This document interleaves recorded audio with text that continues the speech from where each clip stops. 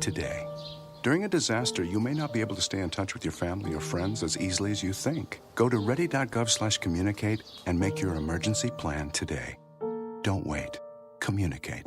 Brought to you by FEMA and the Ad Council. Welcome back to Our Voices on the voice of Nassau Community College 90.3 WHPC. My name is Natasha Nurse, and my guest today is Kim Nario, Feminist Camp Facilitator with Feminist Camp. So, Kim, when it comes to the identification of being a feminist, I loved your definition. I thought it was very clear, crystal understanding of the concept. Would you say everyone should be a feminist?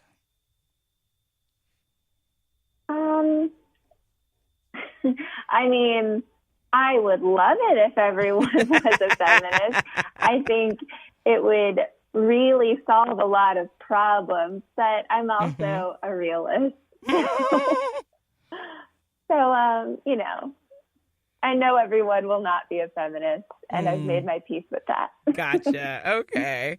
I don't know. I mean, I still fight for the idea of, but I understand what you're saying, that some people, listen, I mean, it's as a Black woman, I would love to say, hey, racism got erased in 2020, right? Like, but I don't know if that conversation will be had in my lifetime or 10 lifetimes from now. Right. But again, kind of like absolutely what you said, advocacy, right? We all have to play our part with it. If it's important to you, then, what are we doing? Not just believing. So I'm going to definitely hold on to that, because I think that, sometimes we forget about the advocacy for sure. So with that, I guess, what would you say have been the biggest influences in your life that kind of strengthened your inner feminist?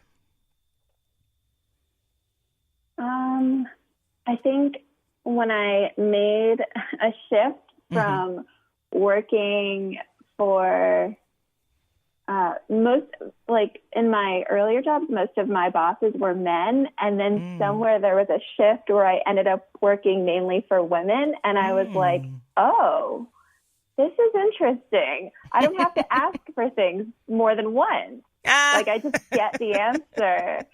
And that's kind of like a little test I do for some situations is I think like, okay, how many times did I ask for this information? For instance, I worked at a nonprofit before, and I was the operations manager at this organization. And I remember asking the board and it was all men on this board. We were going through some changes, and I was like, well, can I see a budget for this? So I know just like what we can plan and what we can't plan for these events. And it was just like, it was almost like don't worry about it. And I was like, I just needed to hear sweetie at the end of that, and I would have been out. And it just kind of blew my mind. Like, wait, it's my job to worry about this. Like, what do you mean don't worry about this? And then I shifted, and I was working somewhere, and this was like one of my first jobs where it was a woman was in charge. And when you get into the details of like, okay, well, like, what's our budget for this? And it's like, they get excited that somebody cares. And so it was this shift of being told so many times, like, oh, this isn't for you to worry about, or, this isn't like, it's almost like, oh, this is like stuff for the big kids. Gotcha. And I think that was kind of the turning point. Very interesting. And then as a comedian and someone who's involved with theater, how does your feminist narrative play a role in that work that you do?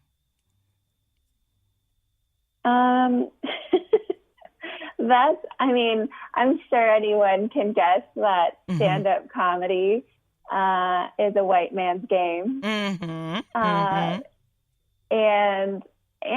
so is improv comedy, strangely enough. Interesting. Because everybody's funny. So it's kind of strange that they sort of dominated that one. But I find myself, there's so many times I found myself on a show where, one, I'm the only woman, and I'm the only person of color. Wow. And if I won't go into any of my jokes now, but if someone was to see my set, Gotcha. Most of them are radio friendly, but if someone was to see a set, they would definitely hear a different experience, you know, and that's one thing that I feel like is so great about feminism is that it can apply to so many different people that have so many different backgrounds, socioeconomic statuses, is that it just makes it more colorful. You know, you come up with there's a problem and you have people from all these different backgrounds who can offer you like 10 valid solutions. And you can't come up with those same solutions if you have the same type of person. Absolutely. I love that. So, you know, and that's why in comedy, I just... Go ahead. No, finish. I like to see shows where I'm not the only person of color and I'm not the only woman or female presenting person. You know, I want to see something different. Absolutely. I am curious, does self-deprecating humor, does that offend you? Because I find a lot of times when I do watch stand-up or, you know, I haven't necessarily watched a lot of improv, but stand-up, you know, I hear a lot of like using the you know, B word or, you know, or attacking other women. How does that what are your thoughts on that when it comes to kind of still maintaining a sense of your feminism with even still trying to be funny and relevant to your audience? Yeah, I mean, in terms of stand-up, I go back and forth with a lot of it because I personally don't do a lot of open mics. Okay. And that's kind of the normal thing. If you do stand-up, is you do a lot of open mics, and that's how you work your material. That's how you get shows. First and foremost, I feel that I'm a writer. And so I kind of like to do that process in my own time. And I've definitely stopped telling some jokes because I thought, like, you know what? I know what I want to say with this, but I think what I actually am saying with this isn't there yet. And this seems like a little offensive. And I'm not even the type of person really to get offended much. Like, it takes a lot for me to think like, oh, was that person like trying to offend me? So if I'm like pulling out one of my jokes, then I sincerely feel like it needs work, like that it needs work to get that point across. Gotcha. Yeah, but in improv, it's a little bit different because everything is on the fly. So I feel like there's a lot more chances of people slipping up with certain things.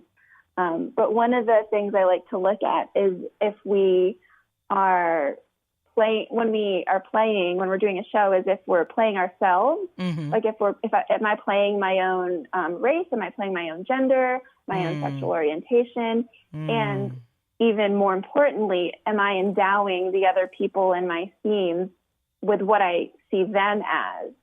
You know, or if I do something, for instance, like I was in a show recently where I was a male detective in the scene and somebody else came on and referred to me as a female. So it's like, okay, that person's just not listening, because here we are playing make-believe. I could say I'm a dragon, and if you call me a duck, like that's not, you know, you're not paying attention. So it's just that idea of trying to not default to what we perceive ourselves to be and what we perceive others to be. Absolutely. You are listening to Our Voices on the Voice of Nassau Community College 90.3 WHPC. My name is Natasha Nurse, and my guest today is Kim Nario, Feminist Camp Facilitator with Feminist Camp. So, oh gosh, Kim, I wish I had a million hours with you, but I do want to ask a couple of questions just so the audience here at 90.3 WHPC gets to know you as well. But before we get into those rapid fire questions, if people are interested in connecting with you, wanting to work with you, get in touch with you, what's the best place for them to go to connect with you? First, I'm going to say they should visit feministcamp.com. That's going to give them information on the program and see if, you know, anything they can do there looks fun. And then if it's someone who is more interested on being a part of the camp, like what you did and presenting and speaking with the campers, they can go to Soapbox Inc. Perfect. Okay. And if anyone's interested in my personal Instagram, it's pretty_crier because someone told me I was one time. I love it. Okay. So I'd love now just to share some or have some rapid fire questions. So essentially, what would you say is the number one thing on your bucket list? Living in the Philippines for a month. Very cool. Okay. What is the best advice you've ever been told?